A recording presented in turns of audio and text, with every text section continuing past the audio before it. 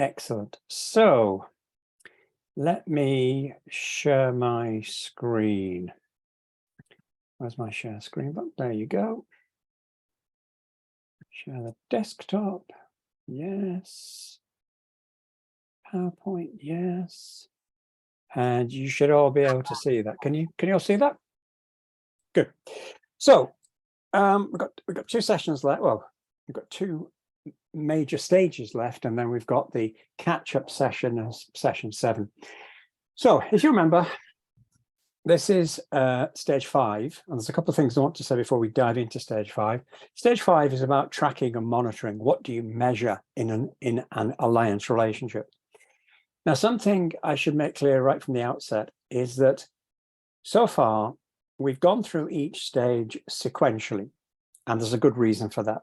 Each stage naturally precedes the stage which follows it, and the output from that stage is a valuable input to the stage that follows it. So it should be viewed sequentially. Stage 5, tracking and monitoring, doesn't quite follow that model. Really, you should imagine a series of stages and then one stage underpinning all of them. And the one stage that underpins all of them is tracking and monitoring. So you should be constantly thinking about tracking and monitoring your alliance relationship, almost from the moment when you undertake the VST exercise. I hope that's clear. Second thing I would say, as an overview statement, is that when you're thinking about a strategic alliance relationship, or indeed an important alliance relationship, or an alliance relationship, I would suggest you've got two different types of things to measure, two different aspects to the relationship which you're trying to measure, particularly if it's a strategic alliance. Those two aspects I usually call relationship and revenue, meaning obviously you want to measure the revenue, and there are certain statistics, certain metrics that you want to measure which are particularly relevant to earning money from the alliance relationship. But at the same time, if it's a strategic alliance relationship, you also want to build the relationship, grow the relationship so that the relationship itself is stronger, so that in years to come, you ensure that you're still getting the good results from the alliance relationship. And that's what I would mean by relationship things. So as a simple example, I would always suggest in your alliance balance scorecard that you're going to build, that you should find a space to measure trust in the alliance relationship. Now, trust is a relationship type factor. If you build the trust, you won't immediately be able to map clearly and quickly a connection between trust and immediate revenue.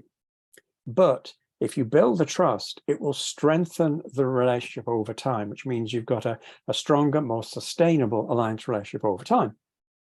Whereas if we look at something like dedicated resources or a dedicated alliance manager, if you choose to measure that, the dedicated resources that you're putting into the relationship, or indeed joint business value propositions or senior executive support, those are all things which, if you measure them, they'll have quite a quick impact on the revenue.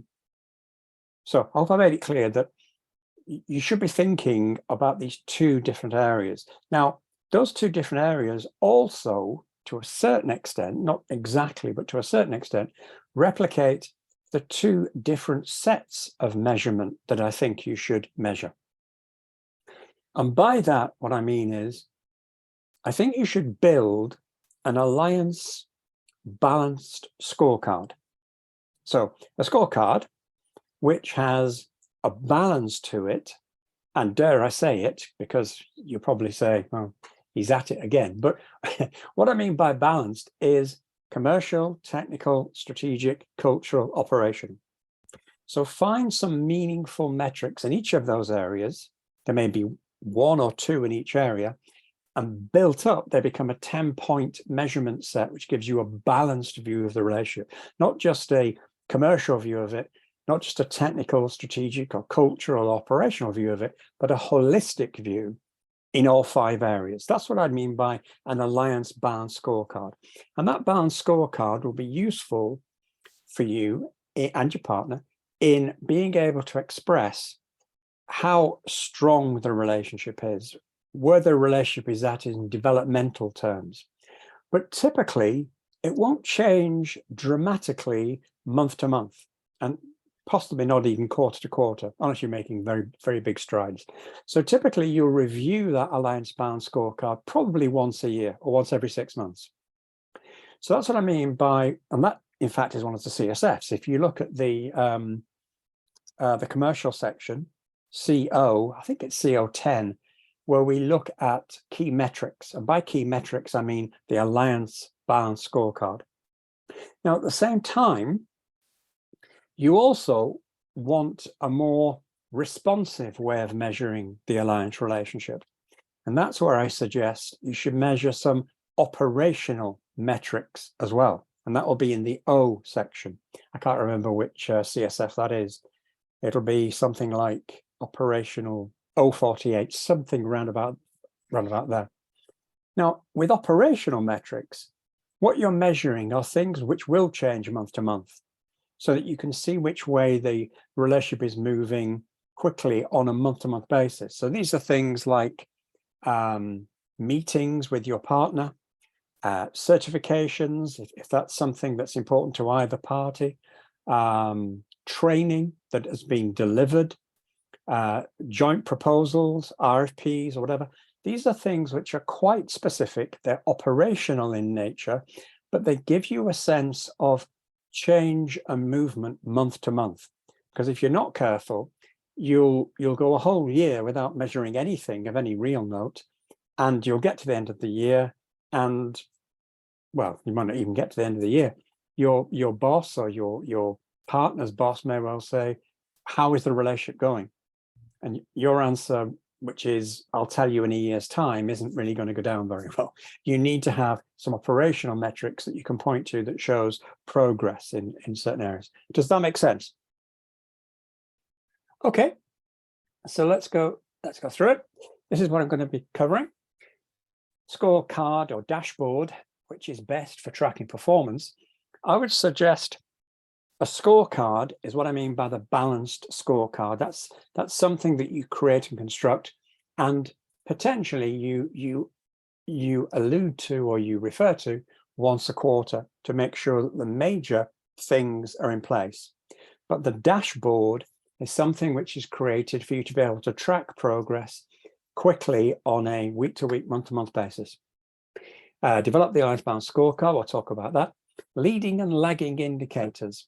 We'll talk about that. When you're measuring things, there are certain indicators which are leading and certain indicators which are lagging. And the best example of that, I think, is revenue from the alliance relationship.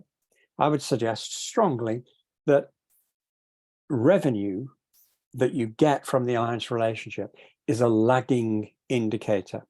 That means that you've done something which has been beneficial, which has resulted in the revenue flowing. The reason I mention that is because in many of the QBRs that I've attended, maybe 90% of the time is taken up talking about lagging indicators, the revenue that's being produced. And that's rather like the old adage of driving a car by looking in the rear view mirror.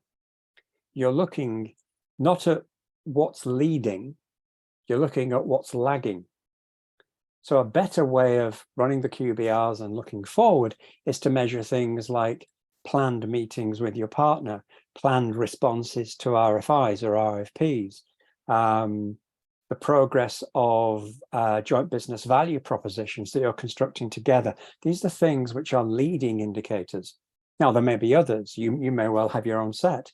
But when you look at your sales cycle, you should be able to notice that certain things crop up maybe 6 to 8 weeks before the revenue actually shows up on your balance sheet.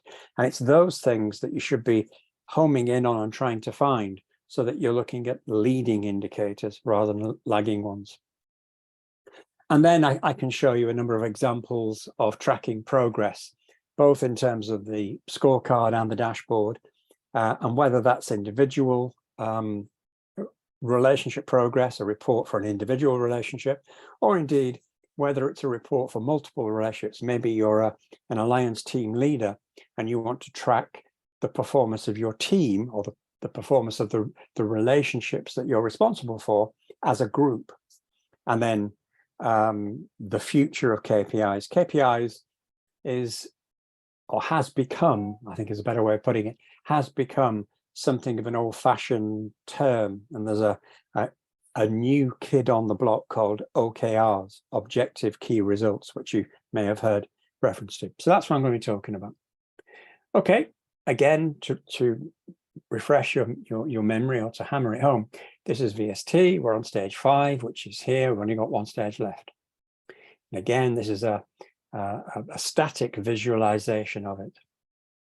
So, main points in this training module. I've said a number of these already, but when tracking alliances, you need to use both a scorecard and a dashboard. But do remember that the two are not the same thing.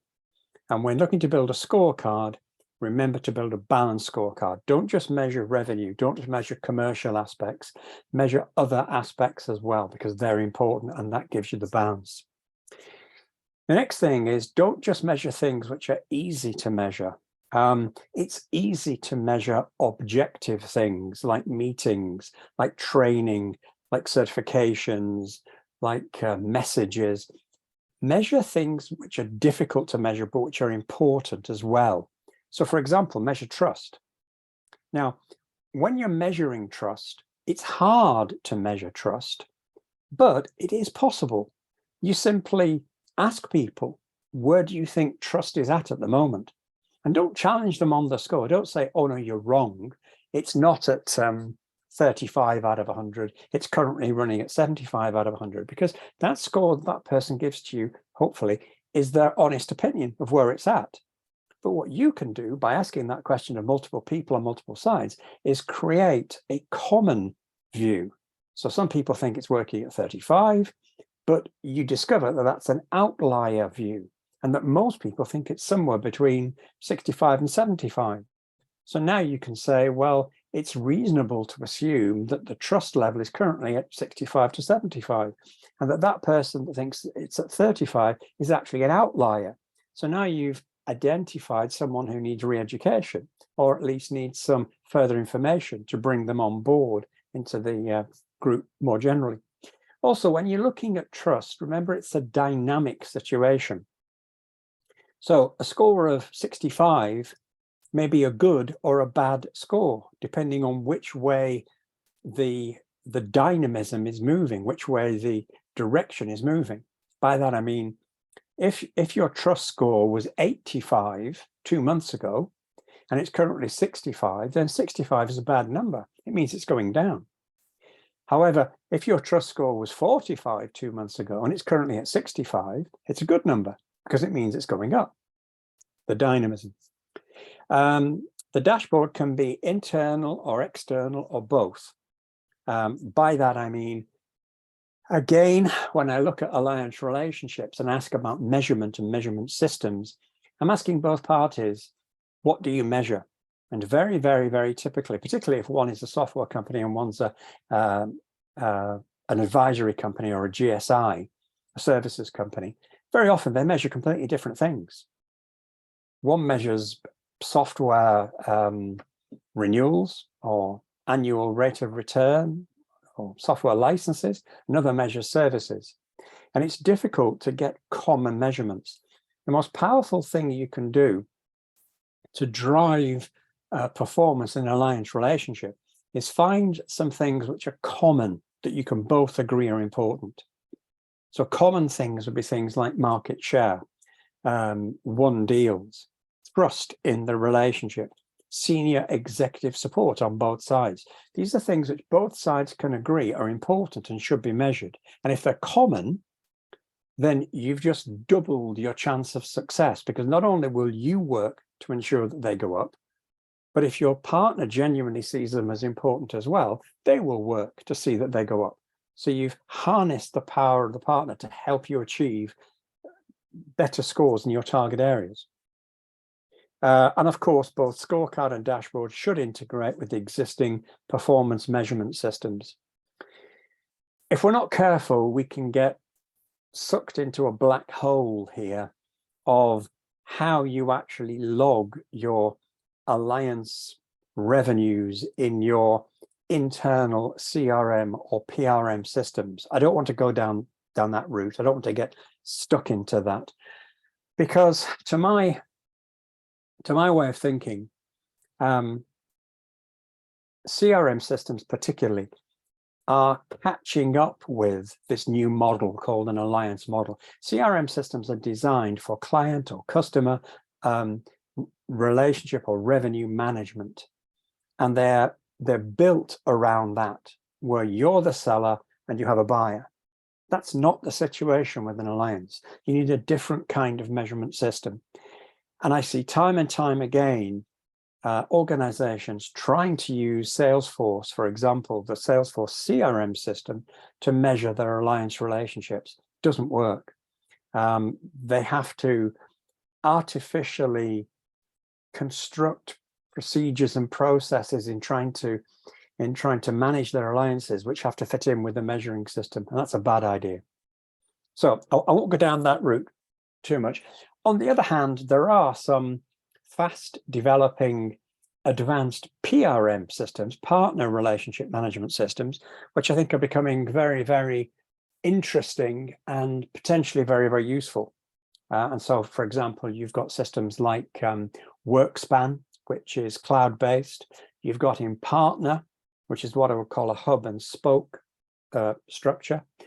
You've also got the interesting group of ground up type PRM systems. There I would mention things like Crossbeam and in Europe, Reveal. And they work on the basis of many organizations putting their information onto a common platform, the Crossbeam or Reveal platform, and the organization concerned exercising what's called data arbitrage, meaning that they will allow both sides to see where they're active in certain accounts. So instead of creating a structure and a strategy, you're actually chasing opportunities potentially with a partner in a common account. And that's a very interesting way of going about it. Okay, so a scorecard is a visual. Sorry, I think I took this as a definition. I need to try and figure out where I got it from. A scorecard is a visual or graphic representation of performance against objectives. The difference between a dashboard and a scorecard in general is that a dashboard presents current information on your operational performance, while a scorecard shows your performance against a plan or set of objectives. Yeah, that's just a more elegant way of expressing what I was describing earlier. The fact that you should have a balanced scorecard set of metrics, but also an operational metric set, and there's a difference between them. I'm quite pleased with that definition. I can't believe that was one of mine. Okay, so building effective scorecards. Some things to bear in mind. Remember that simplicity works best. You know, you can spend a lot of time making them look attractive. I call it being flashy. You can have colors that flash on or flash off, and you can have wild colors on. It doesn't really help people in trying to get to the heart of what you're trying to measure. By all means, use graphics where it's useful, and don't use abundant text. Don't have lots and lots of words that people have to try and follow. Highlight the objectives and focus on the measurables, and make the targets easily definable. So this is scorecard development now. Tip and technique reminders. Understand the why. Understand why you're measuring what you're measuring. That's important. Remember your audience. It's conceivable that you may want to have various versions of the same data, even in the scorecard, depending on whether you're talking about strategic, managerial, or operational measuring or measurement or reporting. Define your objectives. Define your objectives before you start to build your scorecard, because your objectives will drive the design of your scorecard. So if your objective is to maximize revenue in the short term from an alliance relationship, then that will point you in the direction of revenue metrics. Whereas if your objective is to grow the relationship or strengthen the relationship or deepen the relationship over the next 18 months to 2 years, then obviously you'll be directed more towards the relationship building metrics. By the way, I can send you a document which identifies which is which on the list of CSFs, so you get a sense of which ones tend to fall into which category. When I send you that, do bear in mind it's not a scientific binary kind of scenario.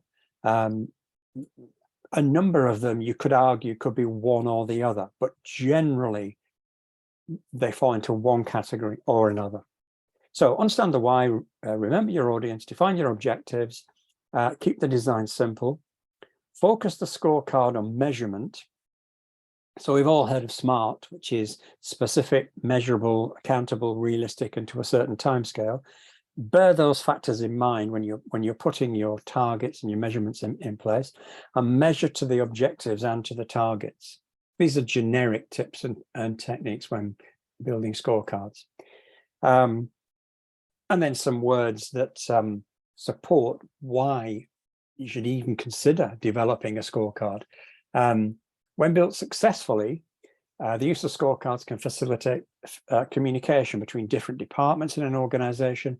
They can help create alignment and help groups make smarter budgeting decisions. In other words, basically, you can get everybody aligned, trying to achieve some common objectives if you plan them right. We've all heard the phrase, what gets measured gets done. A scorecard is a noun, which means an organized set of performance measures grouped according to various aspects of performance. And finally, the purpose of alliance planning is not to develop goals, but to accomplish them. One way to know whether you have accomplished a goal is to measure performance. So you're measuring the performance of a particular thing. I hope all that makes sense. The need for clear definition. Well, I'm not going to go through all this. This is Mark Friedman, who is quite influential in the area of measurement and measuring. By the way, the reason I go into this in some detail is that if you think about the whole alliance best practice approach, there is a particular science behind the alliance best practice approach, and it focuses around two key concepts constantly. One concept is best practices, and the other is benchmarking. That's not specific to Alliance Best Practice, my organization. I have taken what is I took when I started in 2002, I took what was a clearly articulated and clearly successful model from management generally. It was a total quality model. And the model was discover the best practices, discover those things which consistently lead to success. That's stage one. And then stage two, try and find out who's good at those things. Try and find out what good looks like. Now, typically, that won't be within your own organization. That's why it's called a benchmark. You'll be looking outside of the boundaries of your own organization. And if you can find what good looks like, suddenly you've got things that you can measure where you can see how close or far away you are from best in class on a regular basis. And you can strive towards becoming best in class. That isn't an alliance best practice limited approach. That's a defined management science, which works, and it's been proven to work. So as I've been saying that, hopefully you've had a chance to read some of this and digest it. Okay. Context should be provided. So this is the point I was making about, is 65 a good or a bad score? when you do your alliance benchmarking and when you do your alliance measuring, it's really useful when you're reporting back to management or you're reporting back to your operational teams to give some indication of the vector, the direction that this score is going in. So you wouldn't just say this score's 25 or this score's 65. You'd show a plus or a minus button by it, or you'd show the number in a particular color, typically red, amber, green. Red, it's worse than it was last time. Green, it's better than it was last time. Amber, it's about the same as it was last time. The context is really important because every time you measure, you're taking a snapshot at a point in time of an alliance relationship. That's why it's so important to measure regularly. Measure at least once a year so you can see the strategic direction of the relationship, but also measure once a month so that you can see the operational speed with which the relationship is moving. And I think I've covered all that. Yeah. Okay. So simple and easy to understand. Lots of authors who have attested to simplicity being the best way to go here. Jim Collins probably being the best known. I can't remember what his book was called, From Good to Great, I think. The key to success is not innovation, it's simplicity and diligence applied with fierce devotion to our highest priorities.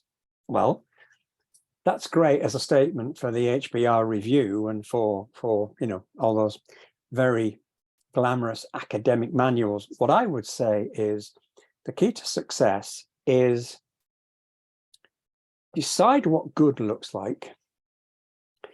Decide how much effort there is in achieving good or great, and then decide whether it's worth the effort or how far from good or great you want to be, because you don't have to be the best in every single situation.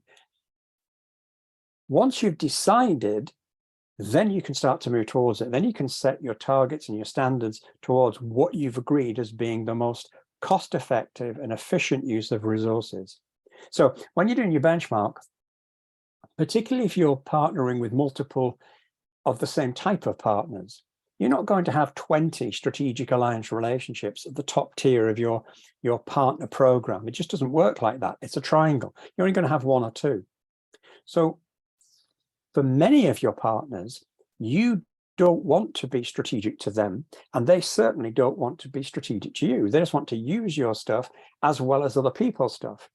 But if you get to know that quickly and soon enough, then you'll know that your target is to achieve somewhere around about 75. You don't want to achieve 100. You don't want to strive for the last 10% or 15%, because these guys aren't strategic in that way.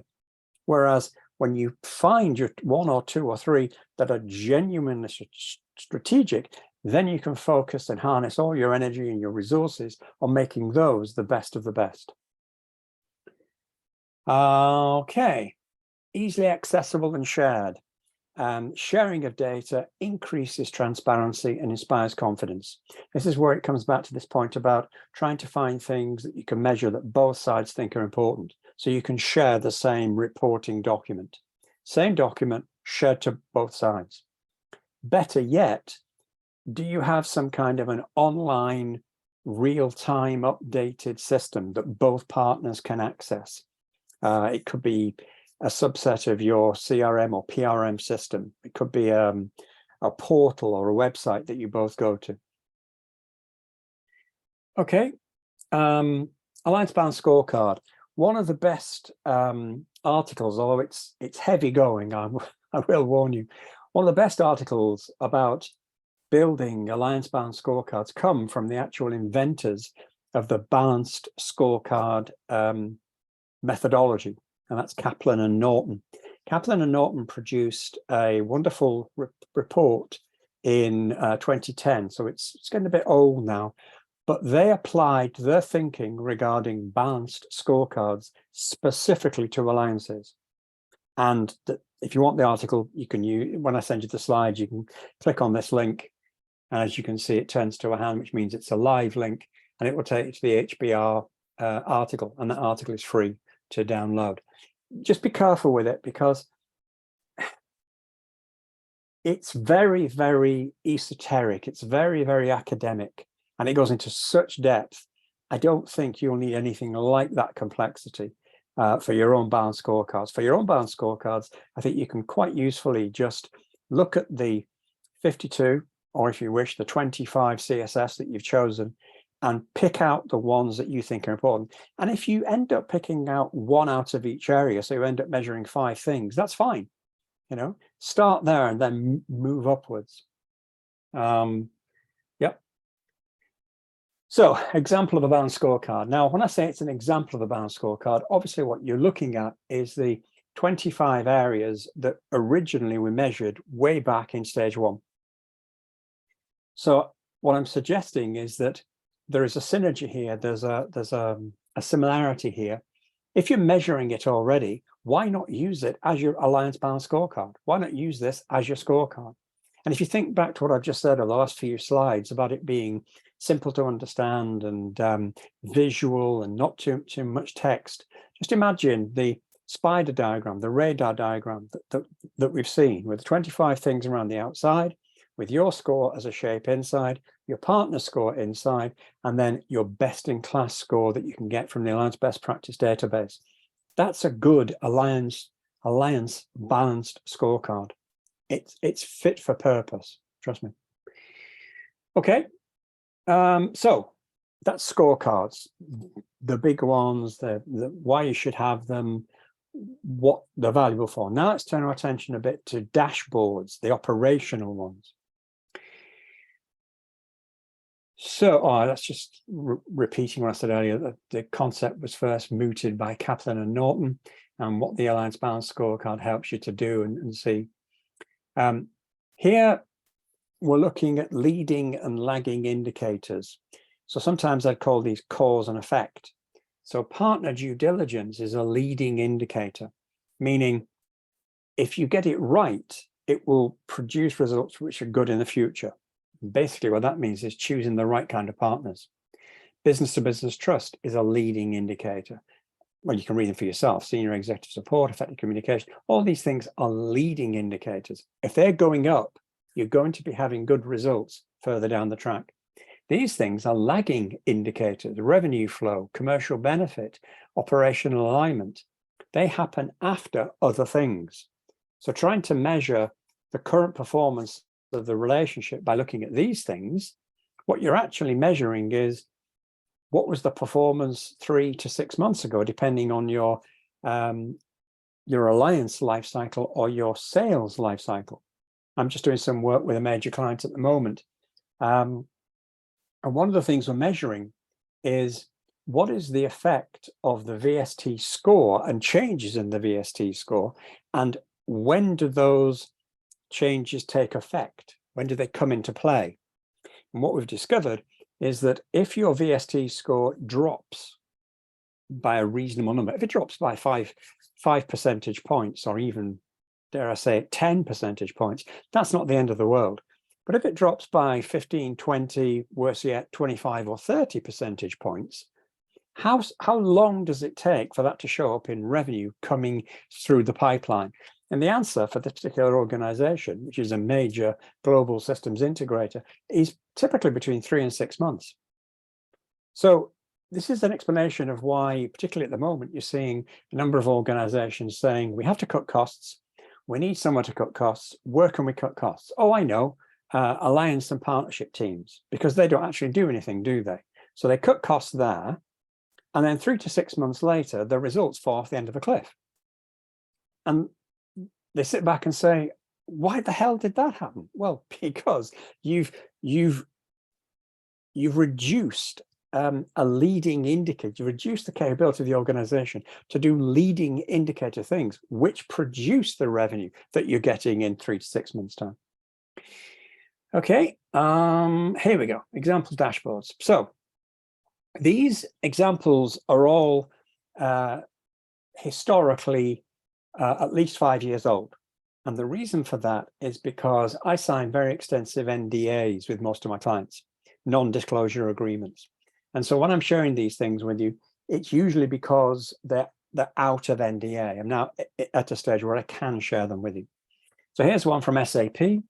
This is a situation where SAP wanted to do an assessment of their GSI. GSI. I was just trying to see if there were any advisory companies there. I couldn't see any. They want to do an assessment of their GSI alliance relationships in EMEA in a particular year. And so here you've got an early version, a very early version of the VST process. Now you'd adapt this because we've got more specificity at the moment. So here you'd have your partner. This is the sort of report that the head of GSI alliances, the VP GSI alliances for SAP would create for himself and for his management team that was asking about results. So here would be all your partners, and obviously some of the bigger partners like IBM, Capgemini, and Accenture will be in multiple countries across Europe. Here's your partners, here's the country they're operating in, and here is the stage that we're up to and what the baseline figure was. So here you've got stages 1, 2, and 3 because it's an early version. In VST now, you would have stages 1 to 6. And you can, the manager of this system, can now start to see, if he produces this on a monthly basis, he can see where somebody gets stuck at a particular stage. If one of these relationships stays at stage, in VST terms, 1.5, meaning halfway through the second stage for a month, then he can zoom in on that and say, what's happening? Why are you stuck at that point? Now, sometimes some very good reasons for that. So, for example, the other side has lost their alliance manager. They've been promoted, or they've been made redundant, or they've taken another job, and it's taken a while to recruit somebody. So no progress can be made whilst that's happening. But in other cases, it's because the, sorry about that. In other cases, it's because the individual concerned, the alliance manager concerned, doesn't know what to do next. They need help. So it's an early inadvertent call for help. So you've got whether the diagnostic has been done and whether it's been done on both sides or just your own side. You've got the stage you're up to. You've got the baseline. This is the amount in millions that relationship was there to was there to achieve. And then you've got the new target figure or the new performance figure, which have been produced so far as a result of going through this. And then you've got a comments column. So the point I would make is that a dashboard doesn't need to be complex, doesn't need to be, you don't need to have a science degree, or you don't need to be a rocket scientist to be able to understand it. It can be relatively simple. Now, in this case, towards the end of the year, here we're keeping a running total of what is the performance, what is the commercial performance compared to the theoretical commercial improvement performance.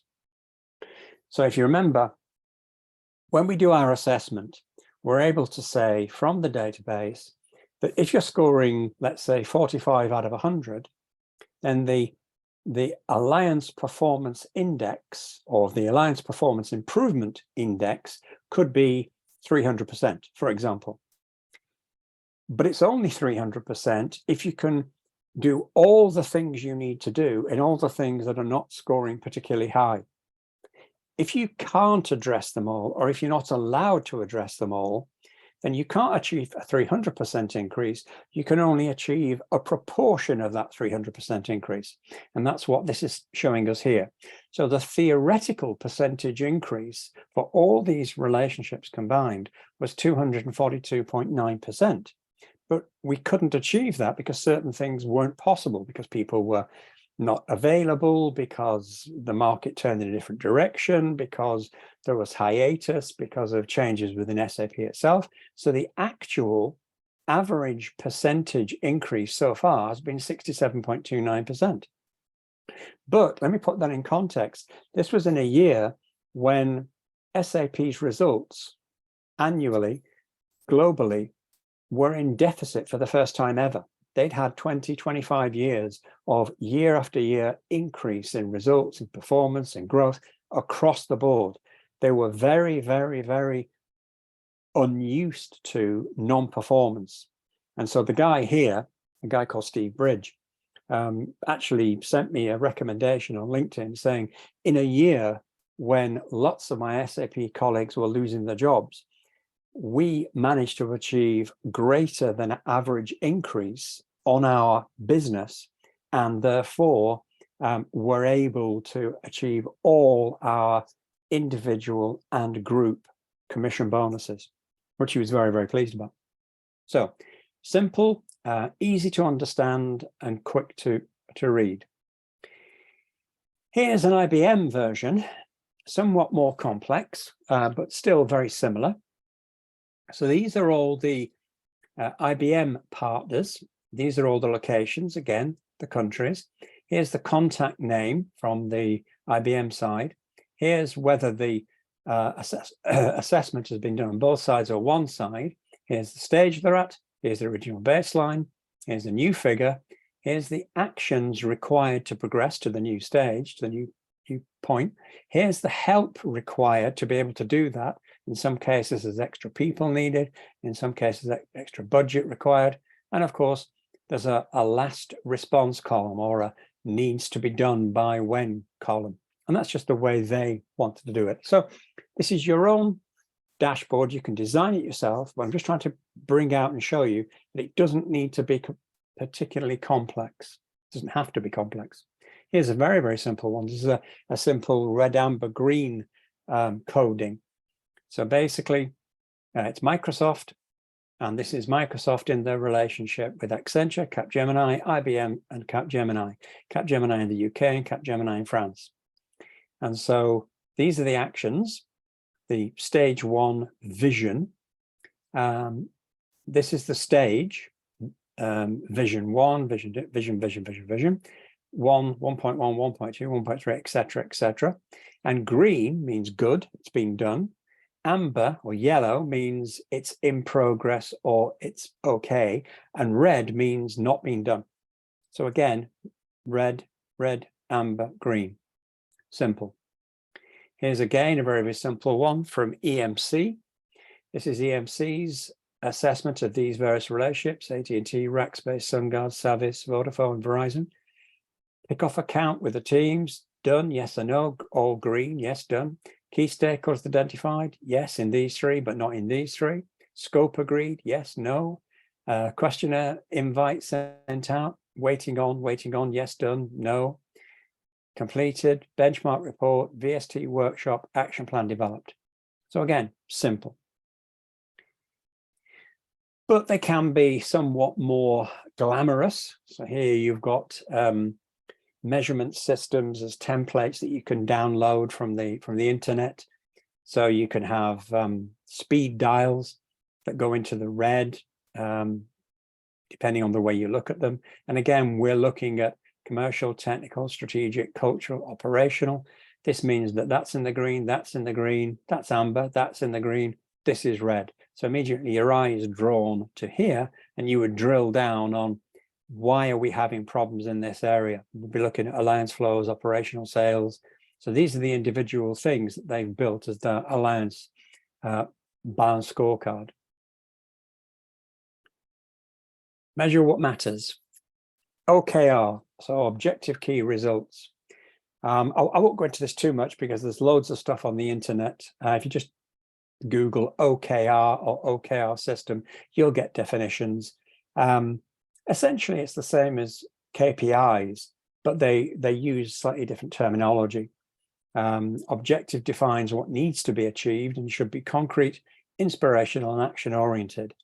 Key results measure how objectives are achieved, and the key results are assessed at a specified period, declared fulfilled or not. OKR, simple. OKR template example. So here you've got one that I did recently. Well, more recently than the rest. Certainly, that's why it's that's why it's sanitized. It's all blank. There's no content in it. This was Q1 2019. This was a Blue Planet OKR system, and this was one for, I think, it was either their Fujitsu or their Tech Mahindra relationship. So type the objective here, in here, in here, give an owner, give a status, and give an example. So here are some of the examples. It's a simple OKR template. So that brings us to the end where I've left a bit of time for some questions. Important points to remember. First one, it's not sequential.